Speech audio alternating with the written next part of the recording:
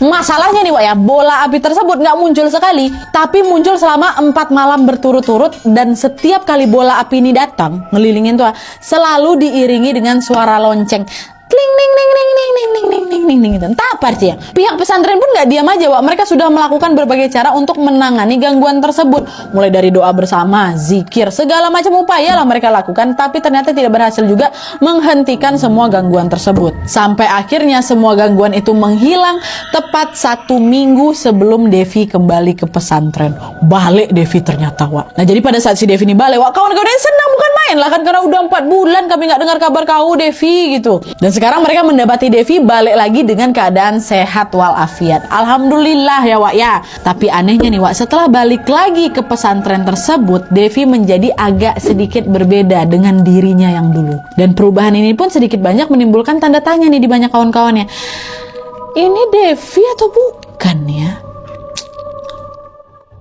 Kok beda dia? Kok jadi kayak gini? Nah, Devinya kenapa Nadia? Nah, masuk.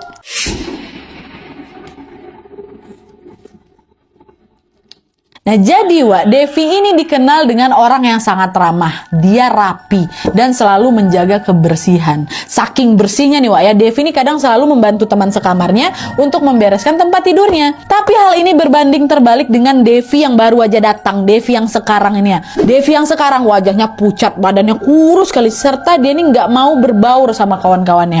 Bahkan nih Wak ya, pas diajak ngobrol, Devi ini jadi lebih banyak diam, jarang menanggapi kawan-kawannya tuh. Tapi waktu itu kawan-kawannya mencoba untuk memaklumi Devi karena mereka mengira Devi masih perlu beradaptasi lagi dengan lingkungan tersebut. Apalagi kan dia juga habis sempat sakit tuh kan, nggak masuk 4 bulan lagi. Dan anehnya lagi Wak, setiap jam makan tiba, Devi ini jarang sekali bergabung untuk makan bersama mereka. Begitu juga pada setiap jam mandi, dimana Devi ini diketahui tidak pernah mandi hingga berhari-hari lamanya Wak. Jadi agak jorok dia tuh sekarang. Dan nggak berhenti sampai situ aja Wak, setiap jam makan malam, Devi ini selalu menyendiri ke belakang pesantren, tepatnya di mana di jemuran baju dekat ladang tebu yang pertama kali dia jongkok main-mainin pup tuh di situ. Dan setiap 2 hari sekali ibunya Devi akan selalu datang membawa makanan yang dia packing dalam sebuah kardus. Padahal Wak, jarak rumah mamanya Devi ke pesantren itu dibilang jauh loh Wak, 4 jam perjalanan. Nah, sampai sini sebenarnya kawan-kawan Devi maupun pihak pesantren udah mulai curiga sama keanehan si Devi ini Wak. Tapi hal ini selalu ditepis sama mamanya Devi. Beliau mengatakan bahwa Devi ini nggak boleh makan sembarangan Umi Abi. Devi memang harus makan makanan khusus katanya. Mendengar hal itu, pihak pesantren pun mau tidak mau akhirnya memaklumi hal itu Wak. 1 minggu hingga beberapa bulan berlalu, Devi rupanya tidak kunjung berubah. Dia tetap melakukan kebiasaan anehnya itu, yaitu dia nggak mau mandi, dia nggak mau sholat, dan dia menyendiri pada saat jam makan, dan juga masih banyak keanehan dia nih Wak. Hingga puncaknya pada bulan Februari tahun 2011, tepatnya di malam Jumat, ada satu kejadian yang membuat gempar semua penghuni pesantren tuh Wak. Jadi ceritanya malam itu Fiza nih, si Wawa ini, dan beberapa kawan yang lain kayak Hania, Zahwa, sama si Adiba lagi piket ini Wak, ceritanya di pos asrama depan. Nah, kenapa mereka harus piket? Karena ternyata akhir-akhir itu sedang marak anak-anak muda desa mengintip santri diam-diam Wak. Makanya dibuatlah itu jadwal jaga setiap malam secara bergantian karena posisinya waktu itu belum ada satpam khusus. Dan untuk menemani dinginnya malam itu, Adiba ingin membuat sebuah minuman hangat Wak. Udahlah dia pamit lah sama kawan-kawannya, Wak, aku ke kamar bentar ya mau ngambil teh gitu. Oh ya udahlah, jangan lama-lama, nanti buatin kami juga ya katanya. Oh iya tunggu sebentar ya katanya. Nah, pada saat si Adiba ini membuka pintu kamarnya, dia mendapati Devi sedang terduduk di lantai dengan posisi kepalanya ini masuk ke dalam loker lemari Wak. Jadi yang kelihatan cuma badannya ya, memang kepala masuk ke dalam. Nah, di sini Adiba udah mulai bertanya-tanya dalam hati kan, tapi nggak bersuara nih. Dia biarin aja si Devi dengan aktivitasnya kan memang anaknya udah agak aneh gitu. Dan FYI Wak, lemari di pesantren tersebut tuh bentuknya macam loker bersekat-sekat gitu loh, dengan posisi mendatar ya. Dah, Adiba biarin aja si Devi di sana. Dia menujulah ke loker miliknya yang memang berada di pojok, yang otomatis dia harus ngelewatin si Devi ya kan. Nah, dah pas dia lewat depan si Devi itu, Adiba pun kepo. Dia pukul lah pelan punuknya si Devi kan. Dev, ngapain kau serius sekali sampai kepala termasuk loker tuh, katanya gitu. Tapi Wak, betapa terkejutnya Adiba ketika dia melihat ternyata Devi lagi meminum cairan darah dari sebuah kantong yang ada dalam loker. Ya Allah, ditepuk sama Adiba, Devi pun langsunglah menoleh ke arah si Adiba kan. Marah dia, Wak. Dan tiba-tiba aja Devi menjatuhkan kantong tersebut sehingga darah yang berwarna kali itu berceceran menuhin lantai di bawah mereka. Adiba mengatakan jadi nengok kawannya kayak gitu kan, dia mau kabur, dia mau teriak minta tolong tapi nggak bisa, Wak. Mendadak badannya membeku semua, lidahnya keluh, nge-freeze dia, nggak bisa dia ngeluarin sepatah kata apapun. Wah, teriak tuh nggak bisa. Sedangkan si Devi ini tiba-tiba bergerak di dekat sini. Astagfirullahaladzim, Devi, astagfirullahaladzim, astagfirullahaladzim, dalam hati ya. Hingga kemudian Adiba pun bisa menggerakkan badannya dan dia langsung lari keluar pontang-panting untuk minta bantuan. Wah, tolong,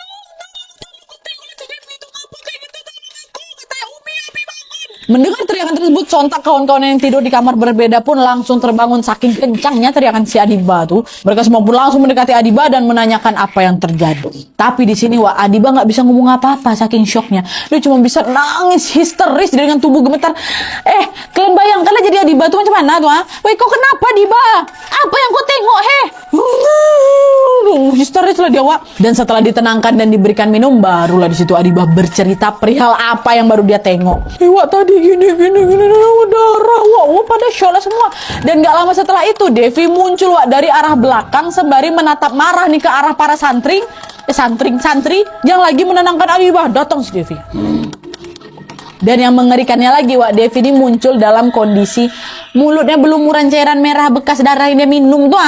Makin dekat Devi ini kan, dan Devi berusaha keras untuk menggapai kakinya si Adiba, Wak. Mereka yang panik pun langsung berhamburan dan menjerit sejadi-jadinya. Tapi anehnya, Wak, meskipun kondisi udah chaos kali itu kan, udah ribut kali pasti ya kan, para pengurus pesantren baik Umi, Abi dan para pengurus lainnya tidak ada satupun yang mendengar teriakan mereka. Hingga akhirnya Zahwa sama Haniah temannya si Fiza itu berinisiatif mengetuk rumah Abi dan Umi yang memang ada di samping pesantren untuk membangunkan mereka. Tuh, ibu pula, Umi, Abi tolong kami tuh, Umi bangun Umi, kata. Dan alhamdulillahnya setelah beberapa lama Umi dan Abi pun mendengar ketukan tersebut dan langsung lari keluar rumah. Mereka nengok aja kedua santri pucat pasi gegara ketakutan kan, baru nanya, ada apa, Wak? Wak pula, nak, kenapa kalian pucat kali? Katanya kan itu Umi, Devi, Umi. Belum sempat melanjutkan kalimatnya lagi, mereka semua melihat Devi tiba-tiba berlari dekat mereka mengerang, Wak. Kayak gitu, Wak. Nah masalahnya, Wak, suara yang keluar dari mulutnya si Devi ini suara bukan macam suara perempuan biasanya, bukan suara Devi apalagi, melainkan suara serak yang terdengar seperti sosok nenek tua. Pakai sound effect aja lah.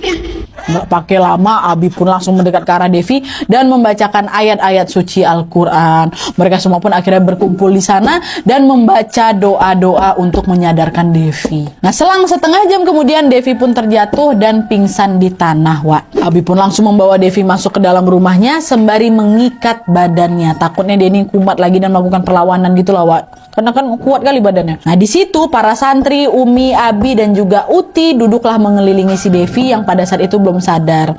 Dan ternyata betul, Wak, setelah sadar pun Devi kembali mengamuk dan meronta pengen dilepaskan. Abi yang pada saat itu mencoba berkomunikasi dengan Devi pun tidak mendapatkan jawaban yang memuaskan. Gara-gara apa? Karena Devi tidak berkata sepatah kata apapun, Wak, dari mulutnya. Ngamuk aja. Dia cuma mengerang terus sambil terus berusaha melepaskan diri dari tali yang ada di tubuhnya tuh loh. Karena kondisi Devi yang semakin mengkhawatirkan sekaligus cukup membahayakan para santriwati yang lain, Umi pun akhirnya menghubungi kembali ibunya Devi. Assalamualaikum ibu bisa datang kemari? Ini ada sesuatu yang terjadi sama Devi. Loh, ada apa? Apa yang terjadi sama anak saya? Katanya. Udah, ibu kesini aja dulu biar ibu tahu kondisinya. Matikan langsung.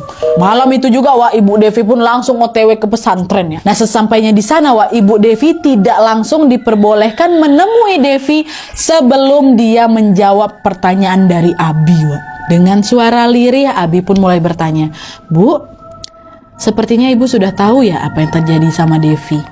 Hah? Maksud Ustadz gimana nih? Devi kenapa? Kata. Saya tahu Ibu menyimpan sesuatu. Saya cuma ingin ibu mengatakan yang sejujurnya, kata si Abi kan. Mendengar pertanyaan itu, Ibu Devi terdiam deh, Wak.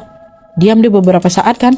Hingga kemudian dia berkata lagi, Ustadz gak usah berpikiran buruk sama saya. Kembalikan aja anak saya. Ku bawa pulang dia malam ini juga, ya. Tapi Ami sama Ubi tetap kekeh tuh, Wak. Dia tidak mau mengembalikan Devi sebelum ibunya ini buka suara. Dan setelah perdebatan yang cukup alot, ibunya Devi pun akhirnya mau buka suara, Wak.